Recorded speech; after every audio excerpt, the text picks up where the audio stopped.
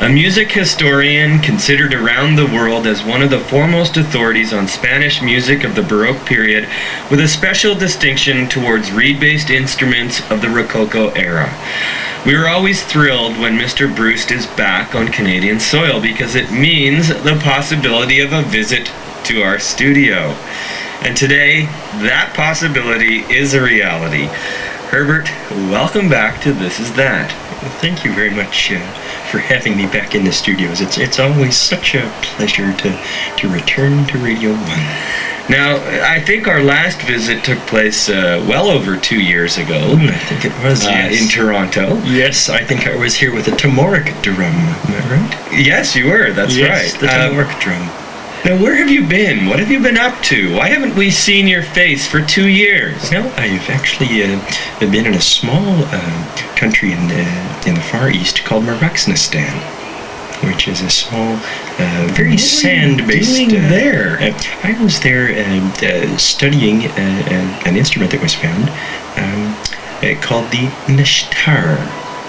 The nishtar. Yes, it's like a rosewood made guitar, but with no strings and just a mouthpiece. Now, you've brought another instrument with you here today, and I wish everyone could see at home the stature of this, and I personally can say that I have never seen something like this. What am I looking at? Yes, you probably haven't seen it, of course, because this is a tenor sarangi bowed dorma. Okay, a tenor sarangi bowed dorma. So this is not just a dorma, this is a bowed dorma. What is the difference? Correct. Well, of course, a bowed dorma has a bow. Now, would this be considered a wind instrument? Because it seems to me that there's a few. I mean, I see strings, and obviously I see a reed, and and also elements of perhaps percussion. I'd assume. Good Sherlock, you've done your spying. Yes. Let me describe here, if you're at home, what we're dealing with. This is, it's adorned in whalebone around the fretted staff. The body is mostly a yak's bladder. Now, this would be similar to a bagpipe, I suppose, as far as you're getting the air in. The bladder is similar to a bagpipe, but then, of course, the bell-shaped opening here that you see is rimmed in oyster shell. So it's quite... To make this nowadays would be completely unethical because, of course, you'd have to kill about 6 animals. I know that we would love to hear it today, and it looks like it's quite an effort to get into it, so yes. I'll give you a moment. If you're just tuning in, you're listening to CBC Radio 1. The program is This Is That, and we're talking to Herbert Bruce, one of the country's foremost music historians, and he's brought an instrument that he has found, which is over 300 years old. It's called the tenor sarangi bowed dorma, and we are going to hear it now. I need my back pillow.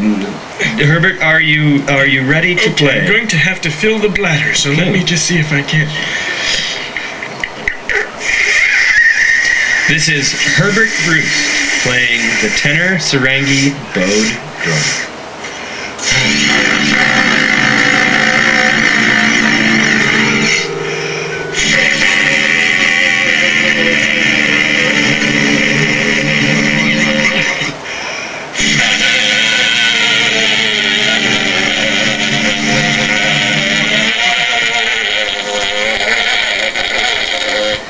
Isn't that remarkable? That's the dorma. You would not expect that sound to come from that instrument. No. And it seems like it requires a fair bit of energy on your part. It's quite laborious, isn't it? I always find it amazing that these were originally played by children. Because, of course, it's close to 200 pounds. Well, Herbert, I want to thank you for being here with us today. Again, it's always a pleasure, and what a wonderful treat it is to hear a new instrument.